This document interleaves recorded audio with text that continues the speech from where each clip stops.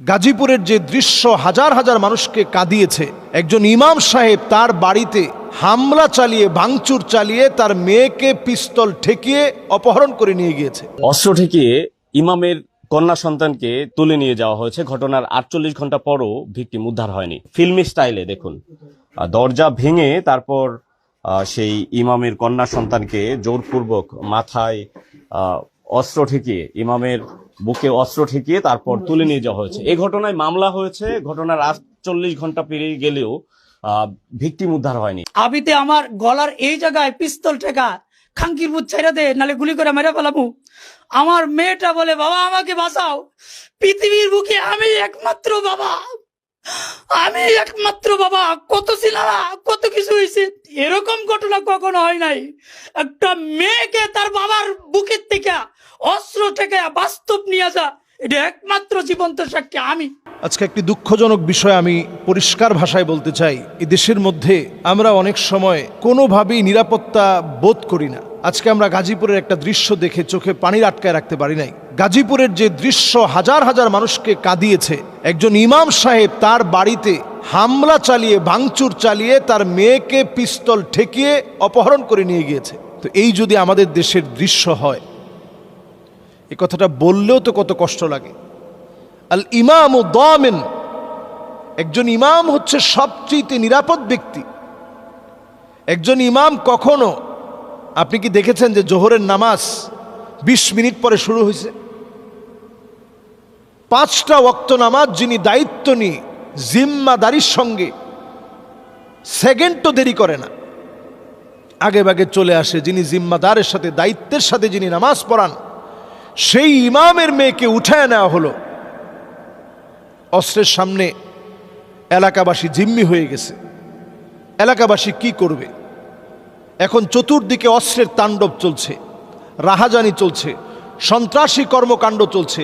অনতিবিলম্বে যদি এগুলোকে আপনারা আয়ত্তে আনতে না পারেন, তাহলে দেশ চালানোটা কঠিন হয়ে যাবে। আমরা গাজীপুরের এহেন কর্মকাণ্ড যেটা ঘটেছে, এটা আলোড়ন সৃষ্টি হয়ে গেছে। অলরেডি এটা নিয়ে কথা বলা শুরু হয়ে গেছে।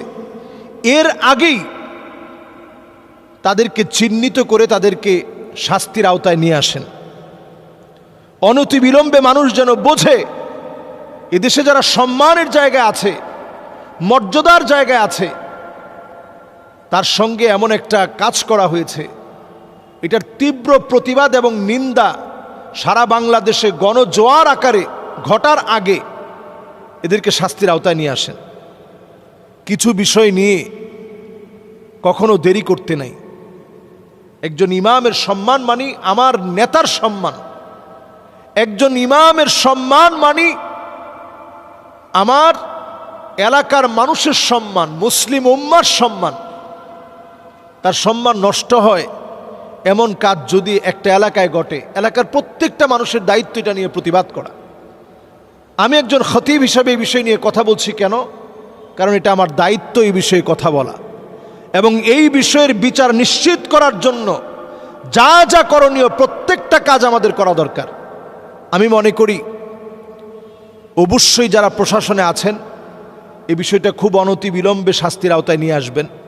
এবং আমরা ঘটনাটা দেখে আমরা ব্যথিত হয়েছি, যেভাবে ভাঙচুর চালানো হয়েছে, একজন ইমামকে যেভাবে তিরস্কার করা হয়েছে, একজন ইমামকে যেভাবে মারধর করা হয়েছে, যেভাবে একজন ইমামকে আঘাত করে অস্ত্র ঠেকিয়ে তার মেয়েকে উঠিয়ে নিয়ে যাওয়া হয়েছে, এটা আমাদের কাছে একটা জাহিলি বর্বরতার মতো আমাদের কাছে মনে হচ্ছে। বাংলাদেশের মতো এই স্বাধীন ভূখণ্ডে এই দৃশ্যগুলো আমরা একটা সময় দেখি নাই, একটা সময় এই দৃশ্যগুলো আমরা শুনিও নাই। নবী করিম সাল্লাল্লাহু আলাইহি সাল্লাম বলেছেন, মানুষ এত নির্লজ্জ, এত বেহায়া হয়ে যাবে, ইয়াতাসাফাদু ফিত তরিক তাসাফুদাল হামির। কুকুর যেমন নির্লজ্জ বেহায়াপনা যেই কোনো জায়গায় লিপ্ত হয়ে যায়, গাধা যেভাবে বিবেক না থাকার কারণে নির্লজ্জ আচরণ যে কোনো জায়গায় করতে পারে, মানুষ এরকম নির্লজ্জ বেহায়া হয়ে যাবে। সমাজের সম্মানিত মানুষদেরকে অপদস্থ করা হবে, লাঞ্ছিত করা হবে। ইল্লা আলা হুসালাতিম মিনান নাস, পরিস্থিতি এমন হবে নেককার লোক খুঁজে পাওয়া যাবে না, আমানতদার মানুষ খুঁজে পাওয়া যাবে না। অধিকাংশ মানুষ চরিত্রহীন লম্পট হয়ে যাবে। আমার তো মনে হয় সেই দৃশ্য যেন আমরা স্বচক্ষে দেখতেছি। সুতরাং এই বিষয়ের অকপটে আমরা বলতে চাই এখনই তার বিচার কার্যকর করতে হবে, এবং আমরা দেখতে চাই অনতি বিলম্বে এই বিচার বাংলাদেশে নিশ্চিত হয়েছে, কঠিন থেকে কঠিন বিচার নিশ্চিত হয়েছে, এটা আমরা দেখতে চাই। মোহতারাম, আমরা মোল্লার হাটে দেখেছি ইসলাম ধর্ম গ্রহণ করার প্রায় 2 দশক পর চিতায় মুসলিম ব্যক্তির মৃতদেহ, মুসলিম স্ত্রী ও সন্তানদের প্রতিবাদ এবং তারা ব্যর্থ হওয়ায় পুরানোর চেষ্টা, এবং এই বিষয়ে কেউ কিছু তেমন বলছে না। ইসলাম এ বিষয়ে কি বলে? আমরা মানুষের মধ্যে, মুসলমানদের ভিতরে সচেতনতা বৃদ্ধি হোক, এটা আমরা চাই। আমি নিজেও আজকের এই দৃশ্যটা দেখে হতবাক হয়ে গেছি। যে মানুষটাকে চিতায় শোয়ানো হয়েছে, মোল্লার হাটে যে আশ্রমের পাশে তাকে শোয়ানো হয়েছে, এটা তার বাড়ি থেকে অনেকটা দূরে, এবং তার মায়ের দৃশ্য দেখে আমি হতবাক হয়েছি যে তার মা, সন্তান চিতায় শুয়ে আছে, তার মায়ের চোখে এক ফোঁটা পানি নেই, কোনো আর্তনাদ নেই। মা শুধু দাবি করছে যে সে আমার সন্তান, এটা সত্য, এবং আমার সন্তানের স্ত্রী যে আছে সেও সত্য, আমার যে নাতি আছে সেও সত্য। কিন্তু ইসলাম গ্রহণ করেছে কিনা এটা মা স্বীকার করছে না। কিন্তু স্ত্রীর দাবি 2 দশক আগেই অ্যাফিডেভিট করে তারা ইসলাম গ্রহণ করেছে, এবং যে সন্তান আমরা দেখেছি যে মুসলিমের সন্তান যেমন হওয়া দরকার একেবারে সন্তানটা ঠিক তেমনই, এবং সন্তান তার বাবার নাম বলছে যে আমার বাবার নাম ওসমান, মুসলমানের নাম বলছে। তো এইরকম একজন মুসলিমকে কোনো শক্তি যদি মেরে ফেলে তাহলে অবশ্যই এটাকে সূক্ষ্ম তদন্তের মাধ্যমে বিচারিক প্রক্রিয়ায় নিতেই হবে এটা।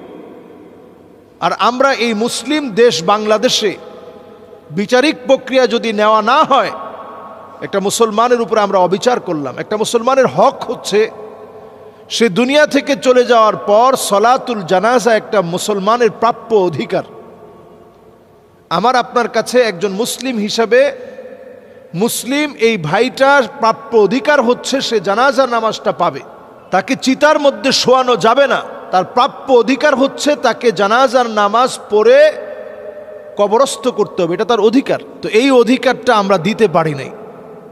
এখনো বাংলাদেশে আমরা 90% উপরে মুসলিম থাকার পরেও মুসলমানরা কেন যেন অনেক জায়গায় চাপা কষ্ট বুকে নিয়ে থাকতে হয়। এমন একটা আগ্রাসন আমাদের উপরে চলছে এখনো, কেন যেন আমরা বাংলাদেশে মুসলিমরা মুসলমানদের কথাগুলো বলতে পারি না, আমরা আমাদের অধিকারটুকুন পাই না। এবং সেখানে সাংবাদিক বারবার বলছে যে আপনার ছেলের পিঠের মধ্যে কালো কালো চিহ্ন, এটা কিসের দাগ? তো মা বলতেছে যেহেতু কাঠের উপরে শোয়ানো হয়েছে ওইখান থেকে দাগ লাগছে। এলাকাবাসীর দাবি হচ্ছে তাকে পিটিয়ে জখম করে হত্যা করা হয়েছে। এই হত্যাযজ্ঞের বিচার বাংলাদেশে সুনিশ্চিত করা উচিত একেবারে সূক্ষ্ম থেকে সূক্ষ্মভাবে। কিন্তু কে করবে এই বিচার? নিশ্চিত করবে কারা? মুসলমানের পক্ষে বলার মতো এমন কোনো মিডিয়া মাধ্যম এবং প্রশাসন আমি মনে করি আজও নেই যারা মুসলমানদের পক্ষে কাজ করবে। এই বিষয়গুলো নিয়ে কথা বললে অনেক সময় ঘুম হতে হয়। এই বিষয়গুলো নিয়ে কথা বললে কখনো কখনো মিথ্যা মামলায় জর্জরিত করা হয়, কখনো কখনো যে কোনো সময় মৃত্যুর আশঙ্কা থাকে। এজন্য মানুষ এই বিষয়গুলো নিয়ে কথা বলে না। আমরা পরিষ্কারভাবে এটা সূক্ষ্ম তদন্ত চাই। একজন মুসলিম সে তার অধিকার থেকে বঞ্চিত হোক, এটা আমরা হতে দিতে পারি না। সেখানে স্ত্রী গিয়ে বারবার বলছে যে আমার স্বামী, সন্তান বলছে আমার বাবা।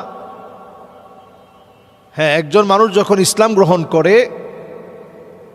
ইসলাম গ্রহণ করার সঙ্গে সঙ্গে আল ইসলামু ইয়াহদিমু মা কানা ক্বাবলা, আগের যত কিছু আছে সব আল্লাহ তাআলা মুছে দেন। তার মানে এই না যে আপনি অমুসলিম থেকে মুসলমান হলেন আপনার বাবা মার সঙ্গে আপনি খারাপ ব্যবহার করবেন। যেই বাবা মা হয়তো অমুসলিম এখনো রয়ে গেছে, যেই মা বাবা হয়তো এখনো অমুসলিম রয়ে গেছে, এখনো তারা ইসলাম গ্রহণ করে নাই, তাদের সঙ্গে আচরণ কি হবে? কোরআনুল করিম পরিষ্কার বলছে ওয়াসাহিবুহুমা ফিদ দুনিয়া মা'রুফা, সুন্দর আচরণ তাদের সঙ্গে করতে হবে, ভালো আচরণ তাদের সঙ্গে করতে হবে, তাদের সঙ্গে হাসি মুখে কথা বলতে হবে, তাদের সঙ্গে সব সময় সদাচরণ করতে হবে। দুনিয়ায় চলতে গিয়ে যে ভালো কাজগুলো আছে, ভালো ব্যবহারগুলো আছে, তাদের সঙ্গে আপনি পরামর্শ নেবেন, করবেন, তাদেরকে সেবা যত্ন করবেন, তাদের পাশে গিয়ে দাঁড়াবেন, তাদের খোঁজখবর নেবেন। ইসলাম কোনোটা নিষেধ করে না। তবে আপনি মুসলিম হওয়ার পরে আপনাকে কোনোভাবেই চিতায় শোয়াবে, এটা মুসলমানরা মেনে নিতে পারে না। এটা আপনার অধিকার যে আপনি মারা গিয়েছেন, সসম্মানে আপনাকে জানাজার নামাজ পড়ানো হবে, এর আগে আপনাকে গোসল দিবে, কাফনের কাপড়ে জড়াবে, সুগন্ধিযুক্ত সুন্দর আতর মেখে আপনাকে দিবে, আপনাকে কবরে রাখার পরে আপনার জন্য দোয়া করে কবর থেকে বিদায় দিবে। এই সুন্দর সুসম্মানের বিদায় ইসলাম আপনার জন্য নিশ্চিত করেছে। এটা আমি আপনি যদি এই হকটুকুন দিতে না পারি, আল্লাহর আদালতে আমাকে আপনাকে জবাবদিহিতার কাঠগড়ায় দাঁড়াতে হবে।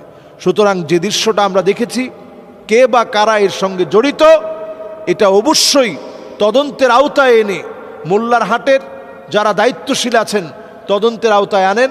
কে বা কারা তাকে মেরেছে, তার স্ত্রীর সঙ্গে কিছুক্ষণ আগেই নাকি কথা বলছে, তখনও সুস্থ ছিল, হঠাৎ করে হার্ট অ্যাটাকের নাম করে এইভাবে একজন মুসলিমকে মেরে চিতায় শুইয়ে দেয়া, এটা অন্তত আমরা মুসলিম একটা দেশে, মুসলমানদের এই দেশে, বাংলাদেশের মতো একটা ভূখণ্ডে এটা আমরা মানতে পারি না। এই সূক্ষ্ম তদন্ত আমরা কামনা করি। আল্লাহ রাব্বুল ইজ্জাত আল জালাল মুসলমানদের সম্মান ইজ্জতের সাথে, মুসলমান হিসেবে বেঁচে থেকে যেভাবে সম্মানের সঙ্গে আছি, ইন্তেকালের পরেও যেন আমরা সম্মান নিয়ে বাঁচতে পারি, এটা যেন ইনশিওর করার তৌফিক দান করেন। এটার বিচারও যেন আমরা স্বচক্ষে দেখতে পারি। এখানে কোনো ধরনের কারচুপি আমরা চাই না।